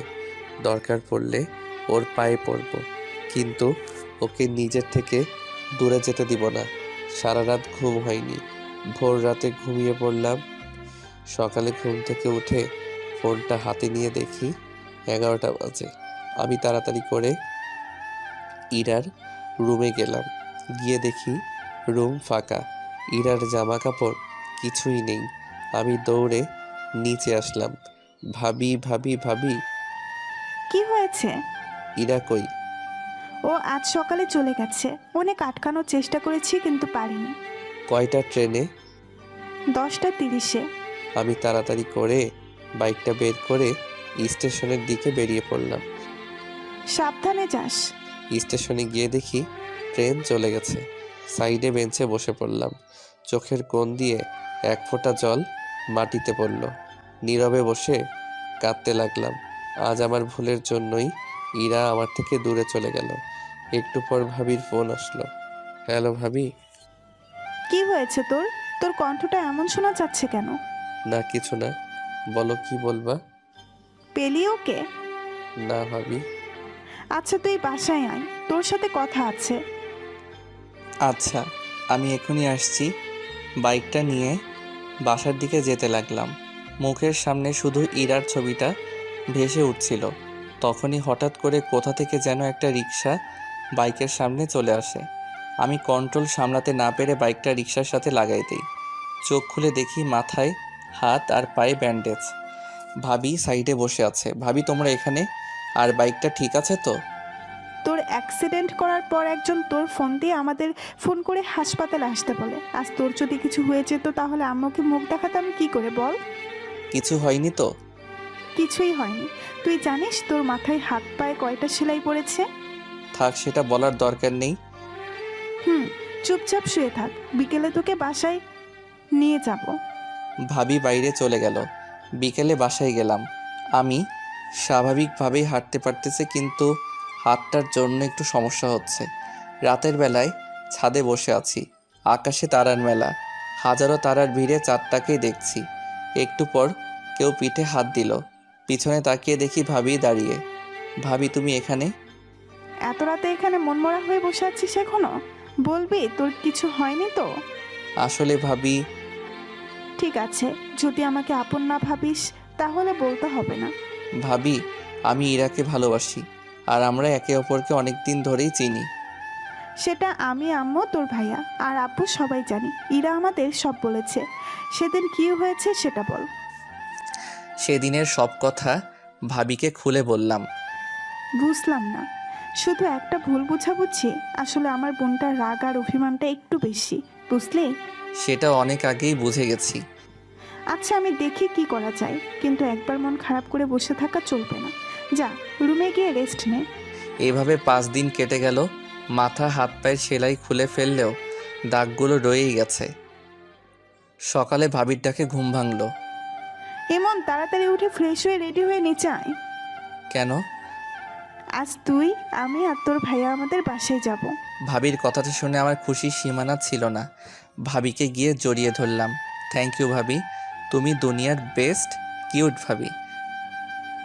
হইছে, আর পাম দিতে হবে না, তাড়াতাড়ি নিচে আয়। তুমি 2 মিনিট ওয়েট করো, আমি 1 মিনিটে আসতেছি। আমি তাড়াতাড়ি ফ্রেশ হয়ে রেডি হলাম। তারপর নিচে আসলাম। নাস্তা করে বসে আছি। কিছুক্ষণ পর ভাইয়া আসলো। কি রে, ব্যাগ গোছানো শেষ? কতক্ষণ আর সময় লাগবে? ভাবি কই? রেডি হচ্ছে। প্রায় 20 মিনিট পর ভাবি রেডি হয়ে আসলো। এতক্ষণ লাগে হইছে, তোর তো আর তর সইছে না। কেন? আচ্ছা, তুমি আরেকটু ময়দা মেখে আসো, আমরা দাঁড়িয়ে আছি। ওই ছাগল, আমি কোন দিন ময়দা মাখি? প্রতিদিনই তো মাখো। দাঁড়া, তোর মায়ের হয়নি অনেক দিন। ও, তোমরা ঝগড়া বাদ দিয়ে চলো তো। এমনিতে তোমার ময়দা মাখতে অনেক সময় লেগে গিয়েছে, আর দেরি করলে ট্রেন মিস হয়ে যাবে। কি, আমি ময়দা মাখি? যাবই না আমি, যাও তোমরা। আহ ভাবি, রাগ করছো কেন? ভাইয়া তো মজা করে বলছে। আমি তো জানি তুমি আটা সুন্দরী না। আমার ভাবি দেখতে অনেক কিউট। ঠিক আছে, তুই বলছিস বলে যাচ্ছি, না হলে ওরা খবর করে দিতাম। ভাবির কথা শুনে ভাইয়ার মুখটা একদম চুপসে গেল। এবার চলো, না হলে দেরি হয়ে যাবে। চল। তারপর একটা অটো নিয়ে স্টেশনে গেলাম। কিছুক্ষণ পর ট্রেন আসলো। আমার তো আর তর সইছে না, কখন যে পৌঁছাবো কে জানে। আমার ব্যাপারটা হয়তো ভাবি বুঝতে পারছে, তাই বারবার আমার দিকে তাকিয়ে মুচকি মুচকি হাসছে। কি হলো, হাসছো কেন? না এমনি, তবে একটা কথা বলে দিই, আর 1 ঘন্টা লাগবে যেতে, তাই বারবার টাইম দেখা বন্ধ কর। কি 1 ঘন্টা? কেন, তুই কি 2 ঘন্টা শুনতে চাচ্ছিলি? আরে না, আমি তো ভাবছিলাম আধা ঘন্টা। আর বাবারে বাবা, কি প্রেম পাগল দেবর আমার। ধুর, তোমাদের যত সব আলতু ফালতু কথা, থাকবই না আর এখানে। কথাটা বলার পর সিট থেকে উঠে ট্রেনের দরজার কাছে এসে দাঁড়িয়ে রইলাম। ইরা আর আমার কেটে যাওয়া দিনগুলোর কথা ভাবতে লাগলাম। এসব কথা ভাবতে ভাবতে হঠাৎ কাঁধে কার যেন হাত পড়ল। পেছনে তাকিয়ে দেখি ভাইয়া। আর কতক্ষণ দাঁড়িয়ে থাকবি? আমরা তো প্রায় এসে পড়েছি, তাড়াতাড়ি চল। চলো। কিছুক্ষণ পর স্টেশন আসলো। স্টেশন থেকে বেরিয়ে 2টা রিক্সা নেওয়া হলো। একটাতে ভাবি আর ভাইয়া, আর একটাতে আমি। প্রায় 10 মিনিট পর একটা বাসার সামনে রিক্সা দাঁড়িয়ে গেল। হয়তো এটাই ভাবিদের বাসা। ভাইয়া আর ভাবি নেমে গেল, তাই আমিও নেমে গেলাম। ভাইয়া, রিক্সার ভাড়া দিয়ে চলো। ভাবিদের বাসাটা বেশ সুন্দর। ভাবিদের বাসার দরজার কলিং বেল চাপতেই একটা মহিলা দরজা খুলে দিল, আর ভাবি তাকে জড়িয়ে ধরল। হয়তো এটা ভাবির মা আর আমার হবু শাশুড়ি। ভাইয়া ওনাকে সালাম দিলেন, সাথে আমিও। তারপর সবাই ভিতরে গেলাম। তখন ইরার মা বলল, ইরা, ইরা, দেখ কারা এসেছে। একটু পর ইরা নেমে আসলো। চোখের নিচে কালো দাগ, মুখ চোখ শুকিয়ে গেছে, হয়তো সারা রাত ঘুমায় না। তখন ইরা বলল, কেমন আছেন দুলা ভাই? ভালো, তুমি? ভালো আছি, তুই কেমন আছিস আপু? আমি তো ভালো আছি, কিন্তু তুই হয়তো ভালো নেই। চেহারার কি অবস্থা করেছিস বলতো? ঠিকই বলেছিস, তোদের ওখান থেকে আসার পর সারাদিন মনমরা হয়ে বসে থাকে, কারোর সাথে কথা বলে না, খেতে ডাকলে বলে খেতে ইচ্ছে করছে না। আমি কি করব বল, ওকে নিয়ে খুব দুশ্চিন্তায় আছি। আচ্ছা ঠিক আছে, তুমি টেনশন নিও না, এখন আমি এসে গেছি না, সব ঠিক করে দিব। ইরা ইমনকে দোতলার রুমটা দেখিয়ে দে। এতক্ষণ পর ইরার চোখ আমার উপর পড়ল। কিছুক্ষণ আমার দিকে তাকিয়ে রইল, তারপর আবার মাথা নিচু করলো। তারপর সামনের দিকে হাঁটতে লাগলো। আমি ওর পিছন পিছন হাঁটতে লাগলাম। কিছুক্ষণ পর একটা রুমের সামনে গিয়ে দাঁড়ালো আর বলল, এটা আপনার রুম। ইরার মুখে আপনি কথাটা শুনে অনেক খারাপ লাগলো। আচ্ছা। ইরা পাশের রুমে ঢুকে গেল। হয়তো ওটা ওর রুম। ফ্রেশ হয়ে শুয়ে রেস্ট নিতে লাগলাম। কিছুক্ষণ পর ভাবি এসে খাওয়ার জন্য ডাকলো। গিয়ে দেখি রাজকীয় খাওয়া দাওয়ার ব্যবস্থা করা হয়েছে। আমরা আসার সময় কিছু লোক থাকলেও এখন বাসায় অনেক লোক। আমি গিয়ে ভাইয়ার পাশে বসলাম। দুজনকে মরার মতো খাওয়ানো হলো। ভাইয়া ওদের জামাই ভাইয়াকে খাওয়াক, কিন্তু আমাকে এত খাওয়ানোর কি দরকার ছিল? কোনো মতে রুমে এসে শুয়ে পড়লাম। কি ব্যথা! পেটটা মনে হয় ফেটে যাবে। সবাই জোর করে ভালোই খাইয়েছে। ভাইয়ার যে কি অবস্থা হচ্ছে কে জানে। ব্যথা! হঠাৎ কে যেন রুমে ঢুকলো। তাকিয়ে দেখি একটা মেয়ে। ভাইয়া, আসতে পারি? আসো। এই নিন। হাতে একটা 7 আপের বোতল ধরিয়ে দিয়ে, যাক মেয়েটা মনের কষ্ট বুঝছে। তোমাকে তো ঠিক চিনলাম না। আমার নাম সিন্তি। আমি আপনার ভাবির চাচাতো বোন। ও আচ্ছা। ভাইয়া, একটা কথা বলবো? বলো। আপনার কপালে আর হাতে কিসের দাগ? আমি কিছুদিন আগে অ্যাক্সিডেন্ট করেছিলাম, এগুলো তারই ভালোবাসা। আচ্ছা ভাইয়া, আমি এখন আসি, আপনি রেস্ট নিন। সিন্তি চলে গেল। আমি বেশ বুঝতে পারছি ওকে ইরাই পাঠিয়েছে আমার কি হয়েছিল শোনার জন্য। আমি মনে মনে হেসে উঠলাম। খুব ক্লান্ত লাগছিল, তাই ঘুমিয়ে পড়লাম। বিকেলে ভাবির ডাকে ঘুম ভাঙল। কি হয়েছে ভাবি, ডাকতেছো কেন? ঘুরতে যাব, চলো। যাও তোমরা, আমি যাব না। ও, ইরাও যাবে আমাদের সাথে। তুই যাবি না? ঠিক আছে। কি? দাঁড়াও, আমি এক্ষুনি রেডি হচ্ছি। ছাগল, তাড়াতাড়ি কর। আমি রেডি হয়ে নিচে গিয়ে দেখি সবাই দাঁড়িয়ে আছে। তারপর বাইরে গিয়ে 2টা রিক্সা নেওয়া হলো।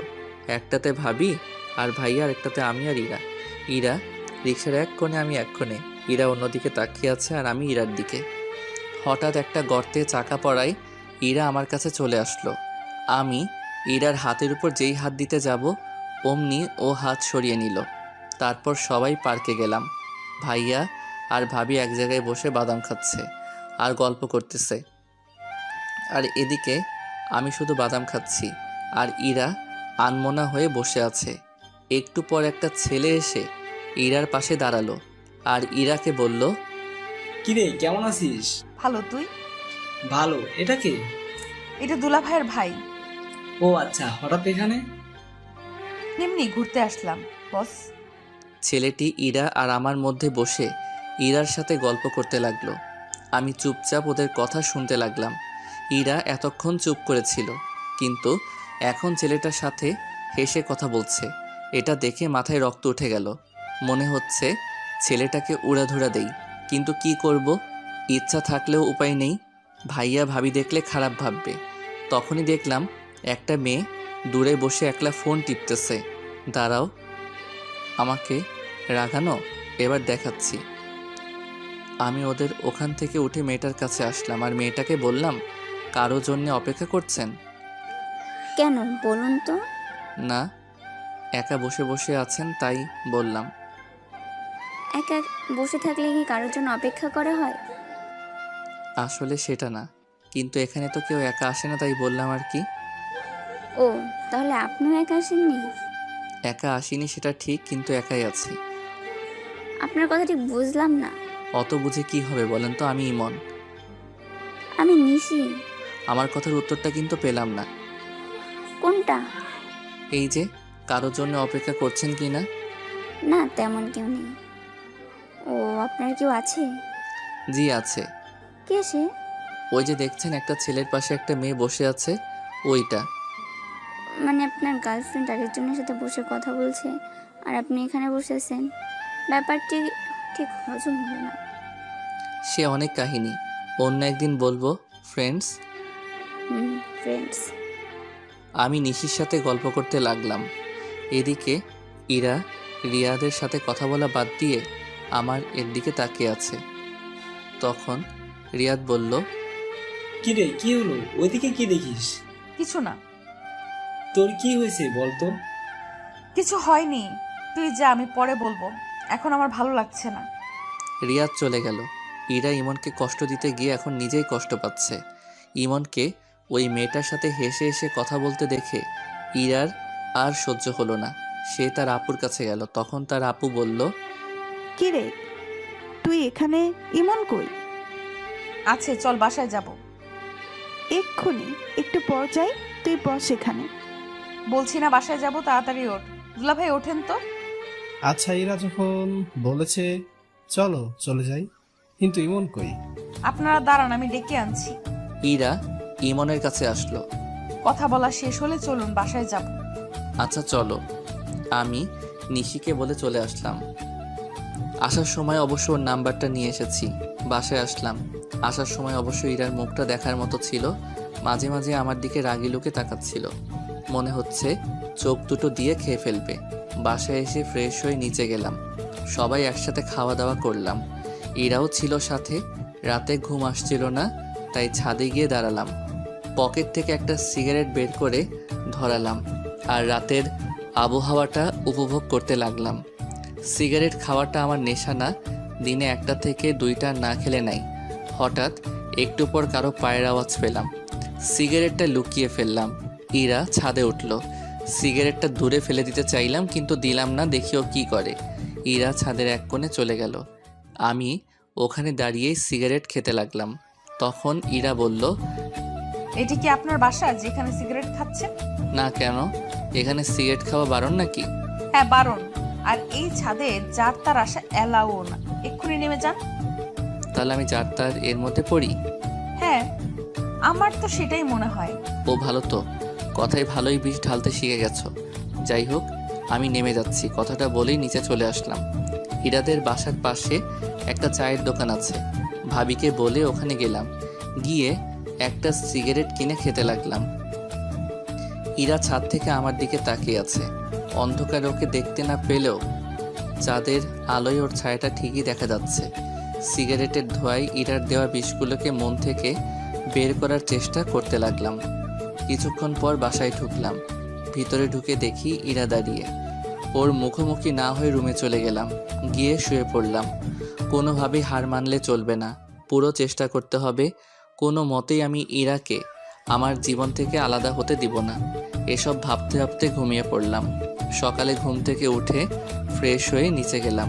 ভাইয়া নাস্তা করছে, পাশে সিনথিয়া আর ইরাও আছে। আমি গিয়ে সিনথির পাশে বসলাম। আমি আমার মতো খেতে লাগলাম। এর মধ্যে সিনথি আমার কানের কাছে আসলো আর বলল, ভাইয়া আপনি আর আমি আজ ঘুরতে যাব।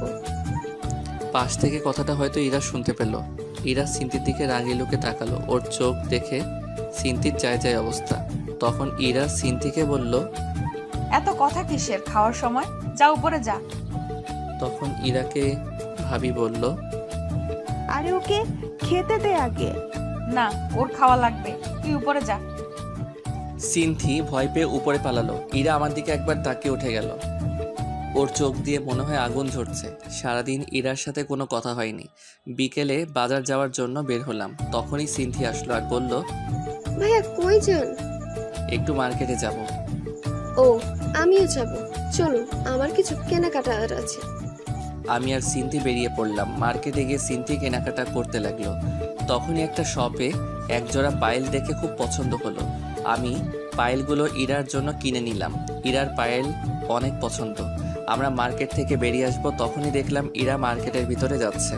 ভাবলাম এক্ষুনি পায়েলগুলো ওকে পরিয়ে দেই, তাই ওকে ডাকতে লাগলাম। কিন্তু ও না শোনার ভান করে চলে যেতে লাগলো। আমি দৌড়ে গিয়ে ওর হাতটা ধরলাম। কি হলো, এতক্ষণ ধরে ডাকছি শুনতে পাচ্ছ না? জানোয়ার, রাস্তাঘাটে মেয়েদের দেখলে হাত ধরার ইচ্ছা হয়? কুত্তা বাবা মা শিক্ষা দেয়নি? তোর মতো ছেলেদের জন্মের ঠিক নেই, সেই জন্য তোরা এমন করিস। আরেকদিন যদি দেখি তাহলে বুঝতে পারবি। কথাগুলো বলে ইরা চলে গেল। আমি ওখানেই দাঁড়িয়ে রইলাম। আশপাশের সব মানুষ সবাই আমার দিকে তাকিয়ে রয়েছে। অজান্তেই চোখ দিয়ে পানি পড়তে লাগলো। ইরা এমনটা করতে পারলো? হয়তো ভুলটা আমারই, কিন্তু আমার বাবা মা নিয়ে না বললেই পারতো। আজ বুঝে গেলাম ওর মনে হয় আমি আর নেই। হঠাৎ করে কাঁধে কারো হাতের স্পর্শ পেলাম। তাড়াতাড়ি করে নিজের চোখের জল মুছে ফেললাম। তাকিয়ে দেখি সিনথি। ভাইয়া আপু তোমার সাথে এমন করলো কেন? আমি ভাবতেও পারিনি আপু এমন করবে। তুমি তো খারাপ কিছু করনি। আরে বাদ দাও, আমি কিছু মনে করিনি। সেটা তোমার চোখ দেখেই বুঝতে পারছি। আমি আপুর ব্যাপারে অনেক লজ্জিত। আমি আপুর হয়ে তোমার কাছে ক্ষমা চাইছি। আরে কি বলছো, তুমি কেন ক্ষমা চাইছো? তুমি তো কিছু করনি। সব দোষ আসলে আমার ভাগ্যের। বুঝলাম না। আসলে কি জানো, মানুষ যখন কাছে কিছু পায় তার মর্যাদা দিতে পারে না, আর যখন সেটা চলে যায় তখন সেটা তার কাছে অনেকটা দামি হয়ে যায়। আর কিছু সময় উপর থেকে সেটা লেখা থাকে না, আমার ক্ষেত্রে হয়তো উপরওয়ালার মর্জি। কারোর মনে জায়গা করে নিতে উপরওয়ালার মর্জি থাকা লাগে নাকি? হয়তো বা না, কিন্তু সম্পর্কটা একটা পরিণতি পেতে গেলে একটা হ্যাপি এন্ডিংয়ের জন্য তার আদেশ থাকা লাগে। তার ইচ্ছে না থাকলে রাস্তায় একসাথে আসলেও ঠিকানাটা আলাদা হয়ে যাবেই। তোমার কথা কিছুই বুঝতে পারলাম না। একদিন বুঝতে পারবা। চলো বাসায় যাই। চলো। বাসায় আসলাম, ভাবি আমাদের কাছে আসলো আর আমাকে বলল, কি রে, তোর গালে কিসের দাগ? তখন ভাবিকে সিনথি বলল। জানো আপু, ইরা আপু না। কথাটা বলার আগে আমি সিনথিকে থামিয়ে দিলাম। কিছু না ভাবি, গালে একটা মশা বসেছিল, ওটাকে মারতে গিয়ে দাগ পড়ে গেছে। ভাবি আমার দিকে তাকালো। যা উপরে গিয়ে ফ্রেশ হয়ে নে। উপরে এসে শুয়ে পড়লাম। কি এমন ভুল করেছিলাম যে ইরা আমার সাথে এমনটা করলো? ভেবেছিলাম ওর অভিমানের জন্য হয়তো এমনটা করছে, কিন্তু এখন বুঝতে পারছি ইরা আর আমাকে ওর জীবনে চায় না। তাহলে ওর ইচ্ছেটাই থাক। নীরবে কেঁদে চলেছি। কেন জানি না নিজেকে খুব একা লাগছে। মনে হচ্ছে জীবন থেকে কিছু একটা চিরদিনের মতো হারিয়ে গেল। শত চেষ্টায় তাকে আটকে রাখতে পারলাম না। চারদিকটা কেমন যেন অন্ধকার হয়ে আসছে। চোখের পাতাগুলো জলে ভিজে গেছে। ভালোবাসা আমার সাথী না হলেও কষ্টগুলো আজ আমার সাথে ঠিকই আছে। ভালোবাসার সবচেয়ে বড় পাওনাটা হয়তো পেয়ে গেলাম। নিজেকে শেষ করে দেওয়ার ইচ্ছে করছে, কিন্তু সেটা করলে আম্মু আব্বু ভাইয়া ভাবিকে ধোঁকা দেয়া হবে। তাই এই যন্ত্রণা নিয়ে সারা জীবন হয়তো কাটিয়ে দিতে হবে। সারা রাত কেঁদেই গেলাম। বাইরে খেয়ে এসেছি বলায় ভাবি আর ডাকেনি। জ্যোৎস্না রাতে জানালার পাশে বসে আছি। চাঁদের আলোয় কেমন যেন একটা মায়া আছে। আর আজ বুঝলাম কেন জ্যোৎস্না রাতের চাঁদ সবার পছন্দের রাতের একলার সময় পুরনো কথাগুলো মনে করিয়ে দেয়। তা ভালো হোক বা খারাপ, রাতের আকাশ কখনো কাউকে একা রাখে না, সাথে রেখে দেয় কিছু কষ্টদায়ক পুরনো স্মৃতি। সারা রাত ঘুমাতে পারলাম না। সকালে ফ্রেশ হয়ে নিচে গেলাম। চোখের নিচে কালো দাগ পড়ে গেছে। মাথাটা কেমন যেন ঝিমঝিম করছে। ভাবির সাথে কথা বলে বাইরে চলে আসলাম। বাইরে এসে চায়ের দোকানের দিকে যেতে লাগলাম। হঠাৎ কি যে মনে হলো, পিছনে তাকিয়ে দেখি ইরা আসছে। আমি কিছু না বলে এক দোকান থেকে এক প্যাকেট সিগারেট কিনে একটা সিগারেট ধরিয়ে পার্কের দিকে গেলাম। একটু পর ইরা ওর কিছু বান্ধবীর সাথে পার্কে এলো। আমি ওকে দেখে মাথা নিচু করে রইলাম আর নীরবে সিগারেট খেতে লাগলাম। হঠাৎ করে চোখ দিয়ে জল পড়তে লাগলো। তাড়াতাড়ি জল মুছে বড় একটা নিঃশ্বাস নিলাম। তারপর আরেকটা সিগারেট ধরালাম। এদিকে ইরা ইমনকে সিগারেট কেনা দেখে ওর পিছনে আসে, সাথে কিছু ফ্রেন্ডকেও নিয়ে আসে, যাতে ইমন বুঝতে না পারে। ইরা ইমনের দিকে এক দৃষ্টিতে তাকিয়ে আছে। কালকের ঘটনার জন্য ইরাও সারা রাত ঘুমাতে পারেনি। সারা রাত ইমনের জন্য কেঁদেছে। কাল কেন যে ওর সাথে এমন ব্যবহার করলাম, আজ আমার জন্যই ও কষ্ট পাচ্ছে। সব আমার জন্য। কোন মুখে ওর কাছে যাব? এসব কথা ভাবতে ভাবতে ইরা কেঁদেই ফেললো। তখন ইরার ফ্রেন্ড বলল, কি রে, কাঁদছিস কেন? ইরা কেঁদেই চলেছে। আরে বলবি তো। ইরা আর ওই জায়গায় না থেকে বাসায় চলে আসে। বাসায় এসে দরজা বন্ধ করে কাঁদতে থাকে। তখন ইমন একটু পর সামনে তাকিয়ে দেখে ইরা নেই। সারা দিন পর বিকেলে বাসায় যাই। ভাবি অনেকবার ফোন দিয়েছে, কিন্তু ফোন ধরিনি। বিকেলের দিকে বাসায় গিয়ে দেখি ভাবি বসে আছে। ভাবি আমাকে দেখে বলল, কই ছিলি? বাইরে। কি হয়েছে তোর বলতো? কাল বাজার থেকে আসার পর থেকে কেমন যেন হয়ে গেছিস। কিছু হয়নি। উপরে যা, তোর সাথে আমি একটু পর কথা বলছি। আমি রুমে এসে শুয়ে পড়লাম। মাথাটা খুব ব্যথা করছে। একটু পর ভাবি আসলো আর বলল, তুই সিগারেট খাস? আমি চুপ হয়ে গেলাম। আমি নিজে তোর শরীর থেকে সিগারেটের গন্ধ পেয়েছি। কি হলো, বলছিস না কেন? আমি চুপচাপ করে রইলাম। আর যেন কোনোদিন সিগারেট খাওয়া না দেখি। তারপর ভাবি আমার কাছে আসলো, আমার মাথায় হাত বুলিয়ে দিতে লাগলো আর বলল, ইরা কি বলেছে তোকে? কিছু বলেনি। তুই বলবি না, আমি জানি। ভাবি সিনথিকে ডাক দিল। একটু পর সিনথি রুমে আসলো আর সিনথিকে বলল, কাল মার্কেটে কি হয়েছিল? কই কিছু হয়নি তো আপু। আরেকবার মিথ্যা কথা বললে থাপ্পড় মেরে গাল ফাটিয়ে দেবো, বচ্চাত মেয়ে। ভাবির ধমকে সিনথি কেঁদে দেয়। কান্না করা বন্ধ কর। ভাবির ধমকে সিনথি চুপ হয়ে যায়, কিন্তু চোখ দিয়ে জল পড়েই যাচ্ছে। এখন বল, কাল কি হয়েছিল? একটাও যদি মিথ্যা বলেছিস তাহলে আজ তোর একদিন কি আমার একদিন। সিনথি সব কথা ভাবিকে বলে দেয়। ভাবি রেগে আগুন হয়ে যায়। আমার হাত ধরে ইরা রুমে নিয়ে যেতে লাগলো। ভাবি আমার কথাটা শুনো, ইরার কোনো দোষ নেই, আমি ওর হাত ধরেছিলাম। তাতে কি হয়েছে? এর আগে মনে হয় তুই ওর হাত ধরিসনি, আর হাত ধরেছিস বলে তোকে মারবে, বাবা মা তুলে গালি দেবে? ভাবি আমার কথাটা শুনো একবার। একদম চুপ করে থাকবি। ভাবির এমন রূপ কোনোদিনও দেখিনি। ভাবি রেগে একদম আগুন হয়ে আছে। ভাবি আমাকে ইরার রুমে নিয়ে গেল। ইরা জানালার পাশে দাঁড়িয়ে আছে। তখন ভাবি ইরাকে বলল, তুই কালিমনকে কেন মেরেছিস? ও কোন সাহসে আমার হাত ধরেছিল? আপু আমার কথাটা শোন। চুপ, তোকে নিজের বলতে ঘৃণা করছে। তুই জানিস ইমন তোকে কতটা ভালোবাসে, তাও তুই ওকে অপমান করলি, ওর বাবা মা নিয়ে গালি দিলি। ওর বাবা মা এখন আমারও বাবা মা। তুই এতটা নিচ হয়ে গেছিস জানতাম না। ইরা নীরবে কান্না করে যাচ্ছে। আজ থেকে তোর সাথে আমার কোনো সম্পর্ক নেই, আমারই ভুল। আমি কেন ইমনকে এখানে আনতে গেলাম? কালকে আমরা এখান থেকে চলে যাব, তারপর আরো কোনোদিন এই পাশে আসবো না। ইরা কোনো কথা বলছে না, শুধু কান্না করছে। তখন ভাবি ইমনকে বলল, ইমন ভাই, আমাকে মাফ করে দে। আমার বোন এমনটা করবে আমি ভাবতেও পারিনি। আমি ওর হয়ে তোর কাছে মাপ চাইছি। কি করছো ভাবি? তুমি আমার বড়, তোমার মাপ চাওয়া মানায় না। ভাবি ওখান থেকে চলে গেল। আমি ইরার দিকে একবার তাকালাম। ইরা আমার দিকে তাকিয়ে আছে, চোখ দিয়ে জল পড়ছে, যেন কিছু বলতে চাইছে। ওর মুখটা খুব মায়াবী লাগছে, কিন্তু এই মায়ায় আর জড়িয়ে লাভ নেই। আমার রুমে চলে আসলাম। একটু পর ভাবি এসে আমার কাপড় গুছিয়ে দিতে লাগলো। ভাবি ও তো তোমার নিজের বোন, তুমি কি ওর সাথে কথা না বলে থাকতে পারবা? এইরকম বোনের দরকার নেই যে মানুষকে মানুষ মনে করে না। কিন্তু ভাবি, চুপ, একটাও কথা বলবি না। সব কাপড় গুছিয়ে দিয়েছি, কাল সকালে তাড়াতাড়ি বের হবে। ঘুমিয়ে পড়। কথাটা বলেই ভাবি বেরিয়ে গেল। রাতে ঘুম আসছে না, জানালার কাছে গিয়ে দাঁড়িয়ে রইলাম। বাইরে হালকা বাতাস বইছে, পরিবেশটা মনোরম মনে হচ্ছে। হঠাৎ করেই ইরার জন্য কেনা পায়েল দুটোর কথা মনে পড়ল। ব্যাগ থেকে পায়েলগুলো বের করে নাড়াচাড়া করতে লাগলাম। ইরার জন্য বসে বসে একটা চিঠি লিখলাম। পায়েল আর চিঠিটা নিয়ে ইরার রুমে গেলাম। দরজা খোলা আছে। ভিতরে গিয়ে দেখি ইরা ঘুমিয়ে আছে। ওর পায়ের কাছে গিয়ে পায়েল দুটো পরিয়ে দিলাম। চিঠিটা পায়েলের সাথে আটকে দিলাম। কিছুক্ষণ ওর খাটের পাশে বসে ওকে দেখতে থাকলাম। ওকে দেখে মন ভরছেই না। অনেকক্ষণ বসে থাকার পর ওর কপালে একটা মায়া এঁকে দিয়ে নিজের রুমে চলে আসলাম। সারা রাত ওর সাথে কাটানো কথাগুলো ভাবতে লাগলাম। কিভাবে যে রাত পেরিয়ে গেল বুঝতেই পারলাম না। সকালে সে ভাবি ডাকলো, ঘুমের ভান করেছিলাম। ভাবি ডাক দেওয়ার একটু পর উঠে ফ্রেশ হয়ে ব্যাগ নিয়ে নিচে গেলাম। যাওয়ার আগে ইরার রুমে গেলাম। ইরা এখনো ঘুমিয়ে আছে। ইরার পাশে গিয়ে বসলাম। মন ভরে ওকে দেখতে থাকলাম। ওর চুলগুলোর জন্য মুখটা ভালো করে দেখতে পাচ্ছিলাম না। চুলগুলো আলতো করে সরিয়ে দিলাম। তারপর ওর কপালে একটা ভালোবাসার পরশ এঁকে দিলাম। তখন ইরা নড়ে উঠল। পায়ের মধ্যে পায়েলের সাথে চিঠিটা দেখলাম। বুক বড় নিঃশ্বাস নিয়ে চলে আসলাম। নাস্তা করে বেরিয়ে পড়লাম। এদিকে ইরা ঘুম থেকে উঠে দেখে পায়ে পায়েল, আর পায়েলের ভিতরে একটা চিঠি।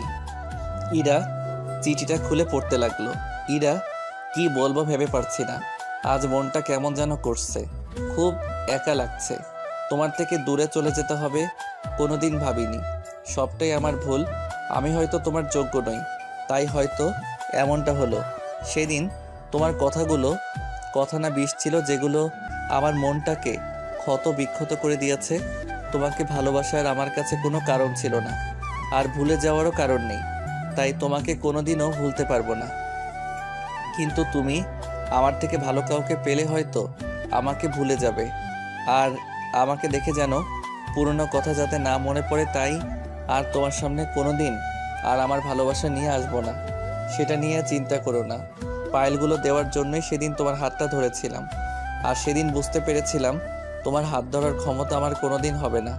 পায়েলগুলো তোমার জন্য কিনেছিলাম, তাই রেখে দিলে খুশি হব। ভেবে নিও তোমার কাছে এটা আমার শেষ চাওয়া। ভালো থেকো। আর আমার জন্য তোমার আর ভাবির সম্পর্কটা খারাপ হলো, তার জন্য আমি অনেক দুঃখিত। আশা করি আমার থেকে ভালো কাউকে নিজের জীবনে পাবে, যে আমার মতো জানোয়ার হবে না। ইতি, ইমন। ইরা চিঠিটা নিয়ে বুকে জড়িয়ে কাঁদতে লাগলো। জীবনের সবচেয়ে বেশি যাকে ভালোবাসতাম সে আজ দূরে চলে গেল। কি করে বাঁচবো আমি? আমার আর বেঁচে থাকার অধিকার নেই। কেন বাঁচবো আমি? আর কার জন্যই বা বাঁচবো? আমি ভাবি আর ভাইয়া স্টেশনে বসে আছি। 30 মিনিট ধরে ট্রেন আসতে দেরি হচ্ছে। একটু পর ভাবির ফোনে একটা কল আসে। কিছুক্ষণ কথা বলার পর ভাবি চিৎকার দিয়ে ওঠে। কি হয়েছে ভাবি, কাঁদছো কেন? ইমন, ইরা না সুইসাইড করার চেষ্টা করছে। কি বলছো ইরা, কোথায় এখন? আম্মু ওকে হাসপাতালে নিয়ে গেছে। তাড়াতাড়ি চলো। আমরা সবাই হাসপাতালে গেলাম। অজান্তেই চোখ দিয়ে পানি বেয়ে পড়ছে। ভাবি আমার কাছে আসলো আর বলল, কাঁদিস না ভাই আমার। ভাবি, পাগলিটার কিছু হয়ে গেলে আমি যে বাঁচতে পারবো না। আমি তো ওর ভালো থাকার জন্য ওর থেকে দূরে যেতে চেয়েছিলাম, কিন্তু ও যে এমনটা করবে। ভাবি, ওর কিছু হবে না তো? কিচ্ছু হবে না, আমি ডাক্তারের সাথে কথা বলেছি, ও একদম ঠিক হয়ে যাবে। আমি ওর কাছে যাব ভাবি। একটু পর ডাক্তার চেক আপ করছে, তুই চুপটি করে বস, আমি আসতেছি। ভাবির কথা শুনে কিছুটা হলেও স্বস্তি পেলাম। কিছুক্ষণ পর ডাক্তার বের হলেন আর বলল, আপনারা পেশেন্টের সাথে দেখা করতে পারে, কিন্তু এক এক করে। সবাই দেখা করতে গেল। ভাবি আমাকে আগে যেতে বলল, কিন্তু আমি সবার পরে গেলাম। ইরা শুয়ে আছে। আমি রুমে ঢুকতেই আমার দিকে তাকিয়ে মুখ ঘুরিয়ে নিল। আমি ওর পাশে গিয়ে বসলাম। ওর হাতে ব্যান্ডেজ করা। দুজনেই চুপচাপ। ইরা অন্যদিকে মুখ ঘুরিয়ে আছে। আমি ওর হাতের উপর হাত রাখলাম। ইরা চুপচাপ। দুজনের মুখে কোনো কথা নেই। কি বলবো ভেবে পাচ্ছি না। না, ওকে একটু রাগিয়ে দেখি। আমি কি চলে যাব? আসতে কে বলেছে? কেউ বলেনি। নির্লজ্জের মতো চলে আসছি। এখন ফিরে যাই। চলে যা, লাগবে না তোকে। আরে চিল্লাচ্ছ কেন? যাচ্ছি তো। উঠতে যাব, তখন দেখছি ইরা ফুপিয়ে ফুপিয়ে কান্না করছে। মুখটা কি এদিকে ঘোরানো যাবে? না, যাবে না, চলে যা তুই, কারোর দরকার নেই আমার। সত্যি তো। ইরা চুপ, কান্না করছে। কি হলো? ইরা আমার দিকে ঘুরলো, আমার চোখের দিকে তাকিয়ে আমাকে জড়িয়ে ধরলো। আমার বুকে মুখ গুজে কান্না করতে লাগলো। আরে এত কান্না কেউ করো কেন? চুপ কর, একদম কথা বলবি না। আর একবার যদি আমাকে ছেড়ে যাওয়ার কথা বলছিস তাহলে বুঝতে পারবি। তাহলে সেদিন বাজারে কি বললে? আসলে সেদিন তোমাকে সিনথিয়ার সাথে দেখে মাথা খারাপ হয়ে গেছিল, তাই আবল তাবল বলে ফেলেছি। আমাকে মাফ করে দাও প্লিজ। তুমি যদি মাফ না করো তাহলে আমি আবার কিছু করে ফেলবো। আরে পাগলি, আমি কি তোমার উপর রাগ করে থাকতে পারি? অবশ্য আবার হাত কাটলে ভালোই হবে। কেন? তাতে তোমার ওজনটা যদি একটু কমে। যে মোটু তুমি। কি আমি মোটু? বলেই বুকে কামড়ে ধরলো। আরে আরে লাগছে তো, ছাড়ো। ছেড়ে দিল। এভাবে কেউ কামড় দেয়? ওসব বাদ দাও, এখন একটা কিস দাও তো। কি কিস? এখন না, বিয়ের পর। দিবা কিনা বলো। কেউ এসে পড়বে। তোর গুষ্টি কিলাই। বলেই ইরা আমাকে টান দিল। আমি ইরার উপর পড়ে গেলাম। ইরা ঠোঁটের সাথে ঠোঁট লাগিয়ে দিল। 3 মিনিট পরে ছেড়ে দিল। দুজনেই হাঁপাতে লাগলাম। ইরা আবার ঠোঁটের সাথে ঠোঁট লাগিয়ে দিল। এভাবে 3 বার কিস করলো। শেষমেশ ওকে ধাক্কা দিয়ে নিজের থেকে ছাড়িয়ে নিলাম। ইরা মুচকি মুচকি হাসতে লাগলো। আমি হাঁপাচ্ছি। এমন বারবার কেউ কিস করে? আমি কি জানি। এখনই দম বন্ধ হয়ে যেত। হয়েছে, ঢং বাদ দাও। আমি ইরার পাশে বসলাম। বিকেলের দিকে ইরাকে বাসায় আনা হলো। গাড়ি থেকে নামার সময় ইরা ডাক দিল, কি হলো? আমার কেমন যে লাগছে, মাথাটাও ঘুরছে, আমি হাঁটতে পারবো না। তো কি করব? কোলে করে নিয়ে যাও। কি বলছো ভাইয়া? ভাবি আছে তো। নিয়ে যাবে কিনা বল। ভাবি তখন আমার কাছে আসলো। কি হয়েছে, বাসায় চল। দেখো না আপু, আমার মাথাটা ঘোরাচ্ছে, কেমন যেন লাগছে। ওকে বলছি কোলে করে নিয়ে যেতে, কিন্তু কিছুতেই নিয়ে যাচ্ছে না। একটা মেয়ে অসুস্থ, ওকে সাহায্য করা বাদ দিয়ে কি বলছিস? যা উপরে নিয়ে যা। কথাটা বলে ভাবি হাসতে হাসতে চলে গেল। আমি ইরাকে কোলে তুলে নিলাম। ইরা আমার গলা জড়িয়ে ধরলো। ইরাকে ওর বেডে শুয়ে দিলাম। তখন ইরা বলল, আমার পাশে শুয়ে পড়ো। না না, সবাই কি ভাববে? বলছি না শুয়ে পড়ো।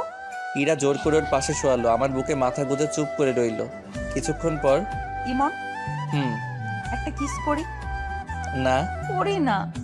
এখন না, এখন ঘুমাও। তাহলে মাথায় হাত বুলিয়ে দাও। আমি ইরার মাথায় হাত বুলিয়ে দিতে লাগলাম। কিছুক্ষণ পর ইরা ঘুমিয়ে পড়লো। রাতে ইরাকে খাইয়ে দিলাম। রাতেও ইরা ওর পাশে জোর করে শোয়ালো। ভাবিকে বললাম। ভাবি বলল, ইরা অসুস্থ, ওকে একা রাখা ঠিক হবে না। ভাইয়াও ভাবির সাথে নিল। মাঝরাতে, ইমন শুনছো? কি হলো? ছাদে যাব, চলো। রাত 1টা বাজে, এখন ছাদে গিয়ে কি করবা? চাঁদ দেখবো, চলো না। কাল গেলে হয় না? না হয় না, চলো এক্ষুনি। চলো। আরে আরে, আমি হাঁটতে পারবো না, কোলে নিয়ে যাও। ইরাকে কোলে করে ছাদে নিয়ে গেলাম। দুজনে দোলনায় বসলাম। ইরা আমার কাঁধে মাথা রাখলো। মুহূর্তটা চাওয়ার কিছু ছিল না মনে হয়।